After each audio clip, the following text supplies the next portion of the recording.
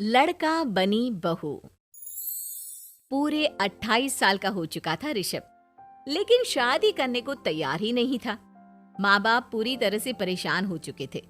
जब भी किसी लड़की का रिश्ता ऋषभ के लिए लेकर आते तो वो शादी करने से साफ मना कर देता, चाहे लड़की कितनी भी सुंदर, कितनी भी अच्छी क्यों ना हो। ऋषभ के माँ बाप को इसकी वजह समझ में नहीं आ रही थी। अरे ऋषभ बेटा, अच्छी खासी नौकरी लग गई है, दिखता भी इतना अच्छा है, आखिर बात क्या है, तुझे शादी क्यों नहीं करनी? देख, तू हमारा इकलौता बेटा है, अगर तू शादी नहीं करेगा तो कैसे काम चलेगा। लेकिन मैं शादी करना ही नहीं चाहता, मुझे कोई लड़की पसंद नहीं आती। अरे बेटा, अगर कोई लड़की तुझे पसंद हो तो उससे शादी कर ले, हमें कोई ऐतराज नहीं है। हाँ ऋषभ बेटा, अब देख, तेरी माँ से भी काम नहीं होता। घर में एक बहू आ जाएगी तो कम से कम घर का माहौल भी अच्छा होगा और तेरी माँ को मदद भी मिल जाएगी। लेकिन मम्मी पापा कहाँ ना, मुझे लड़कियां पसंद ही नहीं आती। अरे लड़कियां पसंद नहीं आती तो क्या लड़का पसंद आता है? वो तो वक्त आने पर ही पता चलेगा। ऋषभ की बात सुनकर उसके माँ और पापा का सर चकरा जाता है।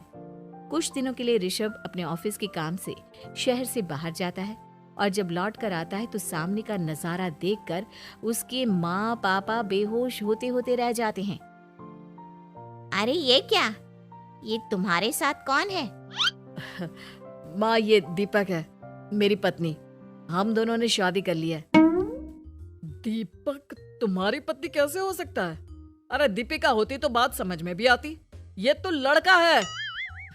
तो क्या हुआ पापा, आजकल तो ये सब फैशन में है और मैंने आपको बताया था कि मुझे लड़कियां पसंद नहीं आती। अरे तो इसका मतलब ये थोड़ी है कि तुम दीपक को दीपिका बनाकर ले आओगे। मुझे बहू चाहिए, बहू के रूप में, ये आदमी नहीं। लेकिन मम्मी जी, मैं आपकी बेटी से बहुत प्यार करती हूँ, मेरा मतलब करता हूँ। अरे इसको तो करता हूँ करती हूँ का अंतर भी नहीं पता, लेकर जाए इसे वापस। अगर आपने इसे घर से बाहर निकाला पापा तो मैं भी इसे के साथ चला जाऊंगा। मैं ऋषभ के बिना जी नहीं सकती, मेरा मतलब जी नहीं सकता। हमारा जिंदगी भर का साथ है, प्लीज हमें अलग मत कीजिए मम्मी जी, पापा जी। हे भगवान, ये तूने क्या दिन दिखाया?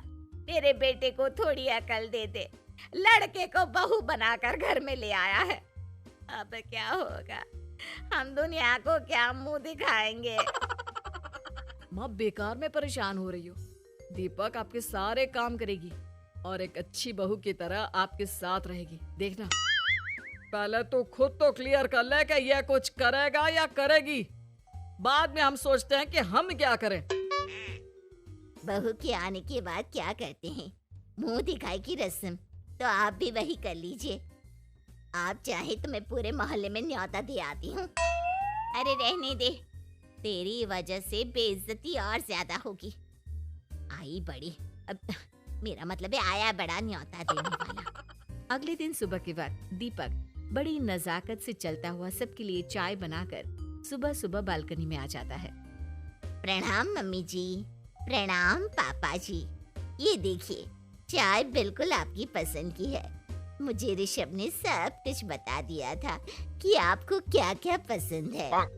हे भगवान, ये सब क्या हो रहा है? ये क्या नौटंकी है? नौटंकी कहाँ है? माँ देखिए तो, मेरा दीपक आपका कितना ख्याल रख रहा है। लाओ, अब जो भी है, जैसे भी है, चाय पियेंगे ही सही। थोड़ी देर के बाद, वैसे दीपक, चाय तो तुमने बहुत अच्छी बनाई है, चलो कुछ तो अच्छा हुआ। अगले दिन, अजी सुनते हैं, आज पैरों में बड़ा दर्द हो रहा है, लग रहा है घुटनों में फिर से कुछ न कुछ प्रॉब्लम हो रही है। डॉक्टर ने वो दवाई दी थी, उसकी मालिश करो ना अपने घुटनों पर, आराम मिल जाएगा। वो क्या है ना, खुद के हाथों से ठीक से मालिश नहीं हो पाती। अरे मम्मी जी, आपको परेशान होने की क्या जरूरत है, मैं हूँ ना, लाइए मैं आपके पैरों पर मालिश कर देता हूँ, मेरा मतलब कर देती हूँ। अरे रहने दे, रहने दे, घर में बहू होती तो सेवा करती, यहाँ तो आदमी बहू बनकर बैठा हुआ है। मम्मी जी नाराज मत होइए, एक बार मुझे मौका तो दीजिए आपकी सेवा करने का। अच्छा ठीक है, ये ले दवाई लगा दे। दीपक बहुत अच्छे तरीके से घुटनों की मालिश करता है। थोड़ी देर के बाद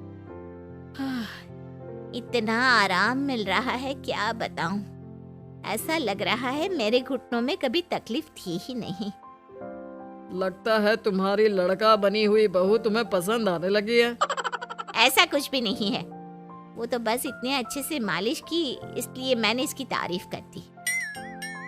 मम्मी जी पापा जी आपस में लड़ाई नहीं करते। अच्छा आप ये बताइए शाम के खाने में क्या खाएंगे? पनीर, दाल मखनी, पुलाव, कुछ भी स्पेशल बता दीजिए।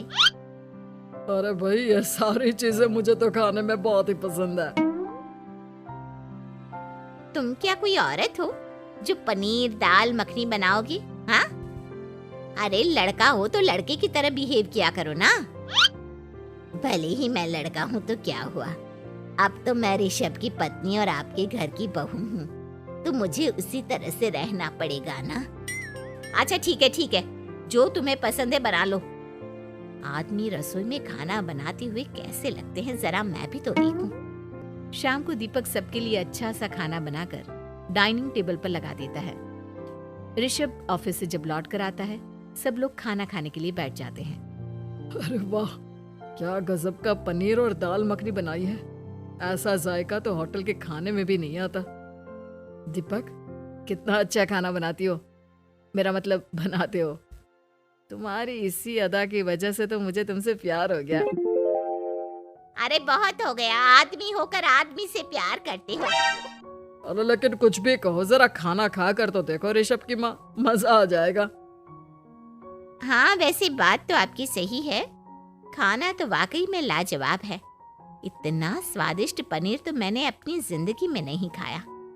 कितना अच्छा होता अगर ये दीपिका होती। और फिर अगली सुबह कुछ ऐसा होता है जिसे देखकर ऋषभ के माँ और पापा ना केवल खुश होते हैं बल्कि हैरानी से उनकी आंखें फटी की फटी रह जाती हैं। उन्होंने जो नजारा अपनी आंखों के सामने देखा उसे देखकर उन्हें अपने आप पर भरोसा नहीं हुआ। सुबह का वक्त था, सब लोग बालकनी में बैठकर सुबह की चाय का इंतजार कर रहे थे।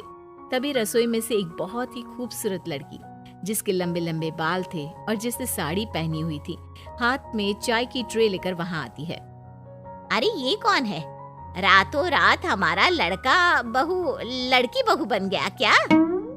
मुझे लगता है कोई सपना देख रहा है। इतनी सुंदर बहू तो हमने सपने में भी नहीं देखी। देखा माँ, जादू हो गया, जादू। अरे लेकिन ये है कौन? तुम्हारा वो आदमी वाला पत्नी कहाँ चला गया? आपने मुझे पहचाना नहीं? मैं दीपक नहीं दीपिका हूँ। इतने दिन से लड़के के कपड़े पहनकर आपके घर में आपकी बहू बनी हुई थी। माँ ये दीपक नहीं, दरअसल ये दीपिका थी, लेकिन इसे लड़कों की तरह रहने का शौक था और इसे लड़की की तरह रहना मंजूर नहीं था, इसलिए मैं इसे लड़के के रूप में आपकी बहू बनाकर यहाँ ले आया। तो फिर अचानक ये उसका हृदय परिवर्तन और रूप परिवर्तन कैसे हो गया? वो क्या है ना, मुझे बाद में एहसास हुआ कि आप लोग इस बात को लेकर बहुत दुखी हैं कि आपकी बेटी ने एक लड़की के साथ शादी की है, इसलिए मैं अपने असली रूप में वापस आ गई। हमने कोई पुण्य कर्म किए होंगे जो तुम्हारे जैसा, मेरा मतलब तुम्हारे जैसी बहू मिली, इतनी खूबसूरत और इतना ख्याल रखने वाली। भला हो भगवान का कि हमें लड़की बहू मिली है, लड़का बहू नहीं।